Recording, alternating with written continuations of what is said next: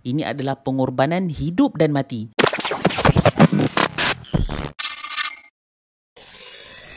Assalamualaikum warahmatullahi taala wabarakatuh. Pada video yang lepas kita dah ceritakan tentang bagaimana suasana penduduk Yathrib ketika mana Nabi SAW sampai dari perjalanannya. Banyak perkara yang diceritakan dalam video itu. Bagi anda yang belum lihat video ini, boleh klik pada link video di atas. InsyaAllah pada video kali ini kita akan lihat apakah pengajaran yang boleh diambil dari kisah hijrah Nabi Muhammad SAW. Jom kita ambil tahu bersama-sama.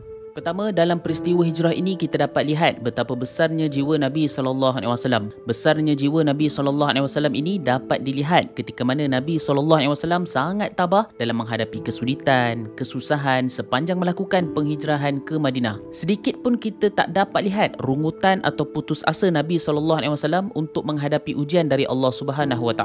Setiap ujian yang dihadapi oleh Nabi SAW ada berjaya dan ada gagalnya. Bila mana Nabi SAW berjaya dalam sesuatu perancangan, Nabi SAW akan pupuk dan pelihara kejayaan itu. Jika mana Nabi SAW gagal dalam tindak tanduk, maka Nabi SAW akan berusaha cari jalan lain untuk memastikan supaya masalah itu dapat diatasi. Sebagai contoh, ketika mana Nabi SAW merasakan harapan untuk kekalkan pusat dakwah di Mekah tak dapat diteruskan, maka ketika itu Nabi SAW berhijrah ke Yathrib untuk mencari tempat lain bagi menggantikan pusat dakwah di Mekah. Bukan setakat negeri Mekah yang dicintai Nabi SAW sahaja ditinggalkan, bahkan sahabat, keluarga, tanah dan rumah juga dikorbankan demi agama yang tercinta. Alhamdulillah, Allah SWT menggunakan tempat baru yang lebih subur dan baik untuk memulakan usaha dakwah baharu.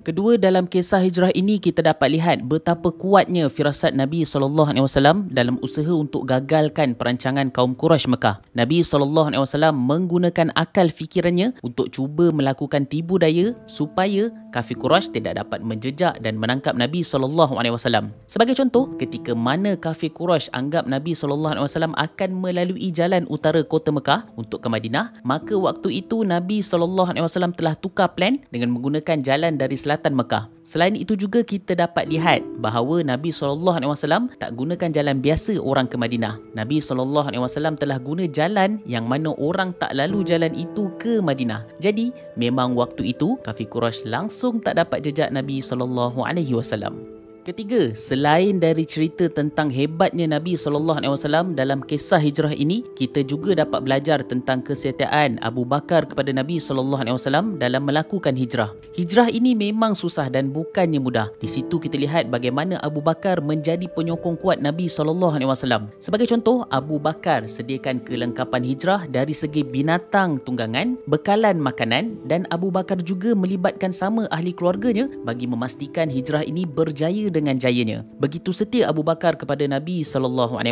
Benarlah sahabat sejati itu pasti akan bertemu di syurga dan mendapat payung arash Allah SWT di hari akhirat kelak. Keempat, selain dari Abu Bakar, kita dapat lihat juga pengorbanan dari sepupu baginda SAW iaitu Ali bin Abi Talib, seorang pemuda yang sangat berani dan berjiwa besar, melibatkan diri sama untuk menjadi individu yang turut menjadi tunjang kejayaan kepada hijrah Nabi SAW.